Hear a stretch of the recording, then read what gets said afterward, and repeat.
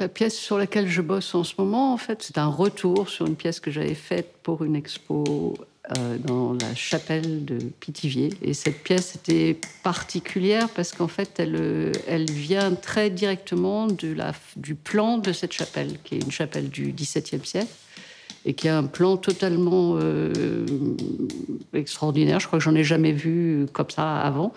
C'est-à-dire quand on rentre dedans, on a l'impression de rentrer dans un œuf. Et j'ai eu envie de remettre au cœur de cet espace cette forme-là, donc sa propre forme, en abîme, comme une sorte de cœur noir.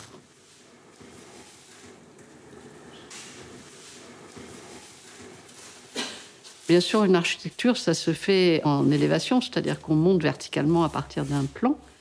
Alors que ce que j'ai fait, moi, c'est de prendre ce plan et d'en faire un objet tridimensionnel, une chose, en fait. C'est pas une architecture, c'est une chose.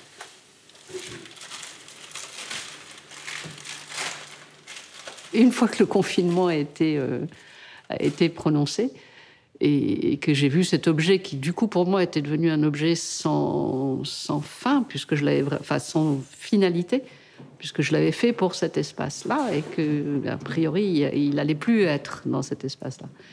Donc je l'ai regardé et peut-être j'ai pris de la distance par rapport à son rapport à cet espace.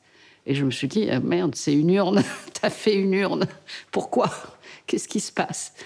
Et puis en fait, je l'ai regardé et il y avait quelque chose qui n'allait pas dans sa forme. J'ai un rapport très primaire, on va dire, presque kinesthétique aux formes. Et si une forme me semble bancale, je ne vais pas vraiment savoir dire pourquoi, mais corporellement, quelque part, cette forme n'était pas juste. Donc je l'ai regardé avec mon compagnon, qui est sculpteur aussi. Et puis à un moment, je crois que c'est lui qui m'a dit, mais et si on la mettait à l'envers? Et donc je l'ai mise à l'envers. Et là, tout d'un coup, elle marchait beaucoup mieux. Je me suis dit, oh, merde, mais sauf que en fait, j'ai pas travaillé le haut pour qu'elle soit à l'envers, donc elle reste incomplète. Donc j'ai joué avec, j'ai mis pas mal de choses dessus. Et puis à un moment, peut-être à un moment où, par rapport à des tas de choses qui se passent dans le monde, j'étais assez en colère. Je me dis bon, bah, je sais ce que je veux faire. Je veux lui faire une couronne de points.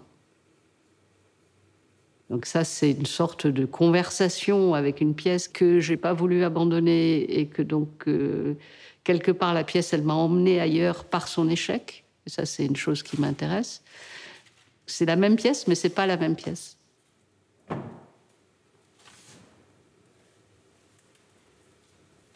L'œuvre, enfin, ou la sculpture, la chose, la matière, elle s'organise autour d'un vide intérieur, toujours.